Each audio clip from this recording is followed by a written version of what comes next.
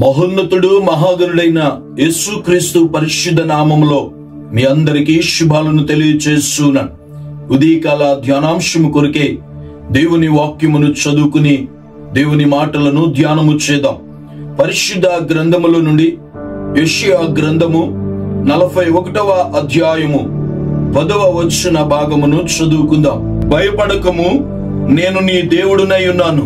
దేవుని వాక్యమును దీవించునుగాక. ఆమేన్. దేవుని వాక్యమును ధ్యానము చేద్దాం.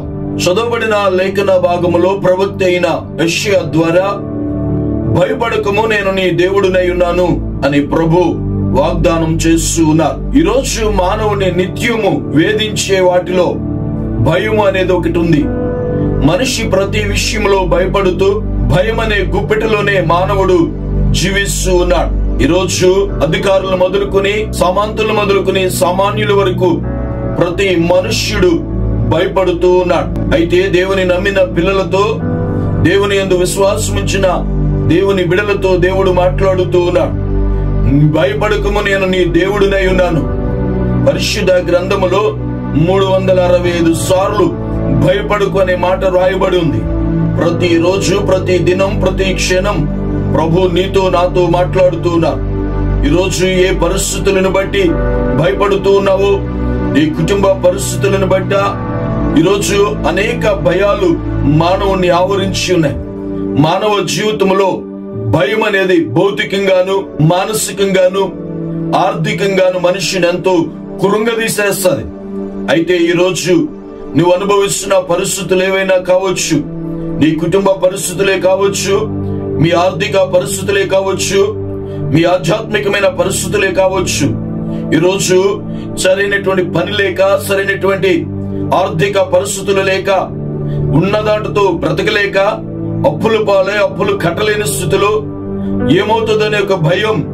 ఈరోజు పిల్లలు ఎదిగారు, పిల్లల జీవితాల్లో ఇంకా ఎవరు స్థిరపడలేదు, ఒక్కరు కూడా స్థిరపడలేదు.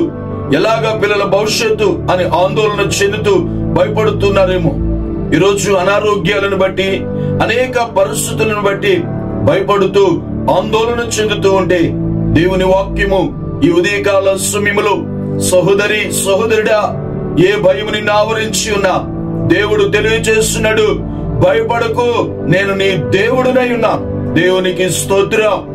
ఈరోజు ఆయన నీ భయాలన్నిటిలో నుండి ఆయన నిన్ను విడిపించి రక్షించగలిగినటువంటి దేవుడు.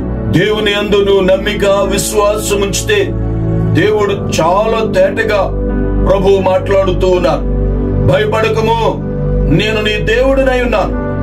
ఎవరైతే ఆ ప్రభు యందు నమ్మిక ఉంచి, విశ్వాసం ఉంచి, దేవుని యందు భయభక్తులు కలిగి, పరిశుద్ధత కలిగి జీవిస్తారో, దేవుడు ఈ రోజు నువ్వు ఎదుర్కొంటున్నటువంటి ప్రతి భయము నుండి, మీరు అనుభవిస్తున్నటువంటి ప్రతి పరిస్థితుల నుండి, నీవు ఏ పరిస్థితుల్లో మీరు నలిగిపోతూ కృంగిపోతూ నిస్సహాయతలోనికి వెళ్ళారో దేవుడు నీతోనే మాట్లాడుతూ ఉన్నాడు.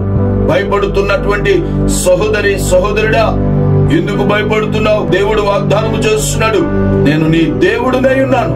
కనుక ఈరోజు నీ సమస్య ఏంటో, నీ బాధ ఏంటో, నీ ఇబ్బంది ఏంటో భయపడకుండా ప్రభు సన్నిధిలో ప్రార్థన చేయండి, ప్రభు యందు నమ్మిక ఉంచండి. దేవుడు మిమ్మల్ని ఉన్న పరిస్థితులన్నిటి నుండి, ఆ భయాలన్నిటి నుండి దేవుడు తప్పించి అద్భుతమైన కార్యాలు మీ జీవితాల్లో, మీ కుటుంబాల్లో, మీ పిల్లల జీవితాల్లో, మీ వ్యాపారాల్లో, మీ ఆర్థిక పరిస్థితుల్లో, ప్రతి విషయంలో దేవుడు ఆయన అద్భుతమైన కార్యము చేస్తాడు. అలాంటి అద్భుతమైన కార్యము చేయనట్లు దేవుని కృపకు మనల్ని అప్పగించుకుందాం. అట్టి ధన్యత దేవుడు మనకు ప్రసాదించునుగాక. ఆమేన్. ప్రార్థన చేసుకుందాం. మహాపరిశుద్ధుడా, ప్రేమ కలిగిన మా తండ్రి, మమ్మలను మిక్కిలిగా ప్రేమించుచున్నందుకే వందనాలు.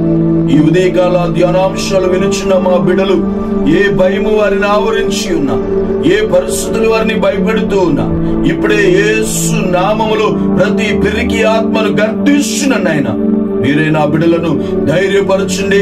ఆధ్యాత్మికంగా, శారీరకంగా, మానసికంగా వారిని అన్ని స్థితులలో మీరే బలపరిచి, ధైర్యపరిచి, అపవాది తంత్రాలను లయపరిచి నాయన మీరే వారికి దేవుడిగా ఉండి అద్భుతమైన కార్యాలు చేసి ఈ దినమంతా మీ కాపుదల, మీ సంరక్షణ, మీ ఆశీర్వాదము, మీ గొప్ప కార్యాలు వారి జీవితాల్లో జరిగించి మహిమ పొందమని, మీరే దేవుడిగా ఉండి నడిపించమని యేసు నామములో ఈ మనవులు అడుగుచున్నాను పరమ తండ్రి. ఆమేన్.